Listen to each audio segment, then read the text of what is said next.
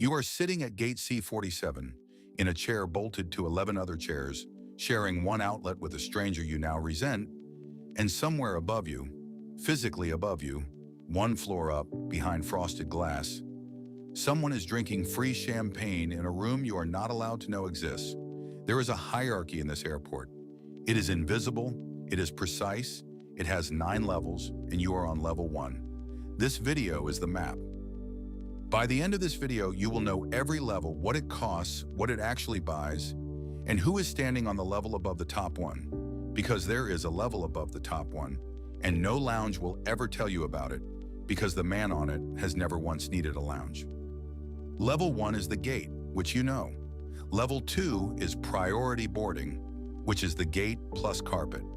You board the same plane, into the same seat, through the same tube. But for those 11 feet, you stood on carpet, and the people on level 1 watched you stand on it.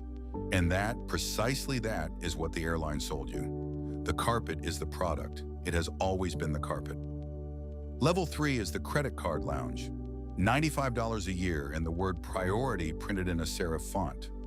Inside, there is a buffet of small, hot things, 41 children, and every single other person who paid $95 a year, which is everyone. It is a food court with a door. The door is the amenity. You will learn as we climb that the door is always the amenity.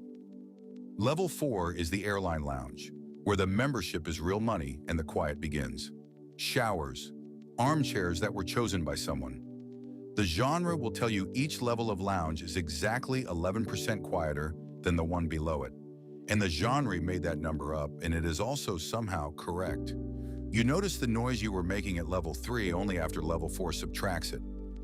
Level 5, the flagship lounge, first class only. Champagne that is poured for you, a napkin that appears under a glass you had not yet set down. Here is the chart of quietness by level, and study the axis, because the axis is where the truth lives. Level 3, loud. Level 4, quiet. Level 5, quiet. The scale has stopped needing new values. Silence, like wealth, compounds into itself. Level 6 has no sign. It is invitation only, and you cannot apply, because applying is the disqualification. The members were selected by an algorithm that watches spending the way bird watchers watch birds, and the single fastest way to prove you don't belong inside is to ask what's inside. Nothing is inside. That's the amenity now. At this altitude, they are no longer adding things to the room. They are removing them, one by one, and charging for the absence. Level 7 is the private terminal. You do not see the airport. You see a suite, a shower, a man named Devin who calls you a name that is not quite yours, on purpose, for discretion, and then a BMW that drives you across the tarmac to the foot of your own jet bridge.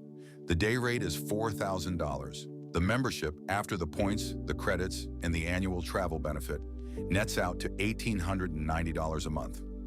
Anyway, the single $190 Dury.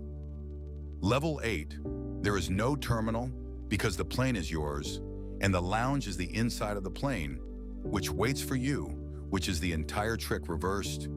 You have paid the largest possible amount of money for the airport to do the waiting.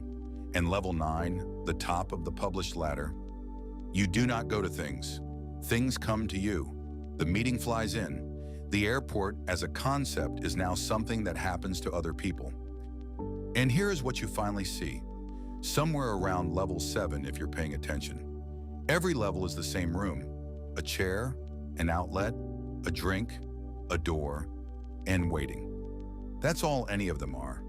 The hierarchy of lounges is a hierarchy of waiting rooms, and what the money buys at every single altitude is not access and not champagne.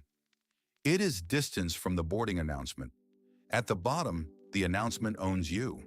At the top, it is never spoken aloud, but you are still all 9 levels of you waiting for a plane. A detail from level 7 they don't advertise. Sometimes a private terminal guest boards and their luggage through an error that costs more than your car does not. Unclaimed baggage is held, then auctioned in lots, and you know where lots end up. There is a suitcase in Unit 12, still packed, tags intact from a terminal with no name. Nobody has opened it. In storage, nobody asks why. And the level above the top one. Past the perimeter road, at the chain link fence off the end of the runway, there is a man in a tan windbreaker with a thermos of his own coffee, watching the planes take off for free from the best seat in the entire airport, which is outsighted. His car idles behind him at no cost per month. He has not boarded a plane since 1974. He is not waiting for anything.